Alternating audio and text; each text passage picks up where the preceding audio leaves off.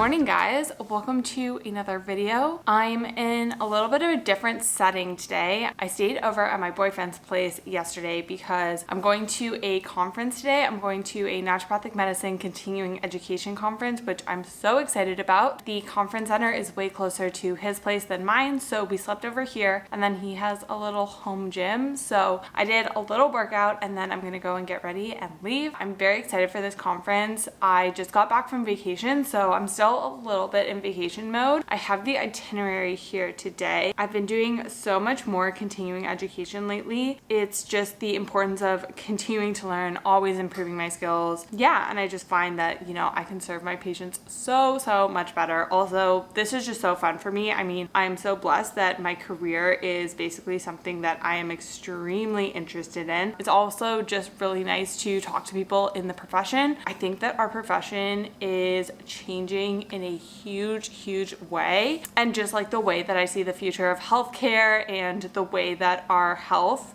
the trajectory that health is going in, at least in North America where I am, it's just very interesting. And I'm so interested to see the way that we approach health in the next 20 to 30 years, because I think it's really going to change. I got off topic there, but I'm just going to pull up the itinerary for this. So there's a bunch of little topics that they're going over. So the first one is on detoxification and liver support. There's type 1 diabetes and how to approach that in the naturopathic setting. Then we're doing effective methods to optimize lymph function, which is so interesting. And then we have a break, and then we have optimizing hormone testing for your best patient outcomes. Then I'm so excited for this one. There's a topic on fatty liver. It's something that's becoming, unfortunately, more and more prevalent in our society. So I'm really excited for that one. And then there's actually a talk on POTS. Don't see a ton of that in practice, but I'm very interested for that talk. There's one on treating the ileocecal valve dysfunction, so that's going to be interesting because I do quite a bit of digestion. There's a talk on vitiligo, and then there's going to be a talk on more just like patient education, communication with your patient, and how to have a really thriving and successful practice. I'm going to shower, get changed, get all ready. Probably going to stop at Starbucks and grab a quick coffee. And I've talked about this before, but I've been trying to bring my own mug. That's been something that I've been really trying to do, and I brought my mug today, so I'm gonna bring that with me to Starbucks. Yeah, and then we'll head to the conference. I'm not sure if I'm gonna bring my big camera because it's kind of clunky and I don't want to haul it around. So the clips may just be on my phone. Yeah, I'm very excited. I'll try and get as many clips as I can, I promise. Maybe I'll give like a little recap either tonight, or like I'll film a little recap tomorrow, tell you guys how it was. Anyway, I'm gonna go shower and then I'll catch up with you guys later.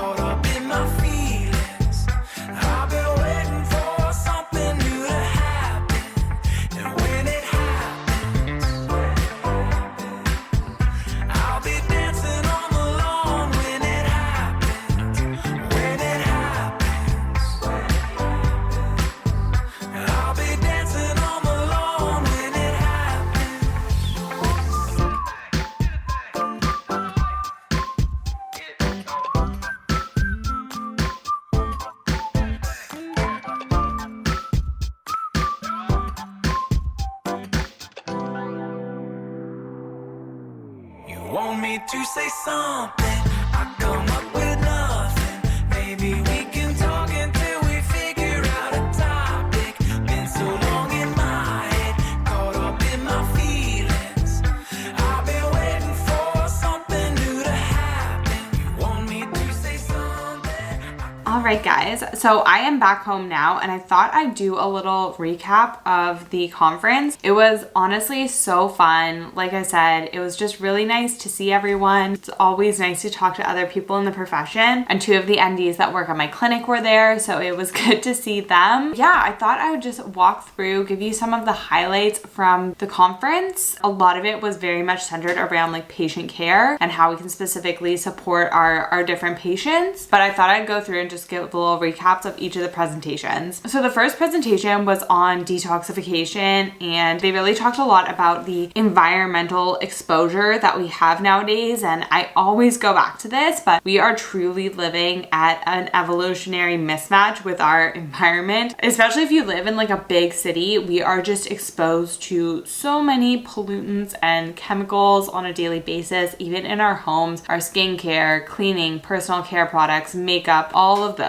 And we see the impact that these have on our bodies. We see the impact on our mitochondrial function, on our gut function, on our hormones, our endocrine system. This talk really focused on how we can reduce those, looking at the exposure that we have and working to minimize that exposure on a daily basis, but then also ways that we can help support our natural detoxification systems, which I talk about all the time. That's the liver, the digestive system, the kidneys, and our breath. That's how we do most of our natural detoxification, and I really focus mostly on the liver in my practice. That is something that I see a lot of patients need help with. And we also had another talk on fatty liver, but this one was really just talking about how to support optimal liver function with different micronutrients and things like that, and different compounds. So the next presentation was on type 1 diabetes and how to better support our patients with type 1 diabetes. I don't see a ton of type 1 diabetes because type 2 is more common, but we did have a really good talk. We talked about treatment protocol, the importance of supporting the gut microbiome, and nutrient density. We also talked about how a lot of them are now wearing continuous glucose monitors, so how we can better support them with that. And then we also talked about the interaction with cortisol and adrenal function and hormonal function with patients with type 1 diabetes. And then the next presentation was on lymphatic function, which again is something I'm seeing come up more and more. Patients aren't necessarily coming in with lymphatics as their top concern, although I do sometimes get patients who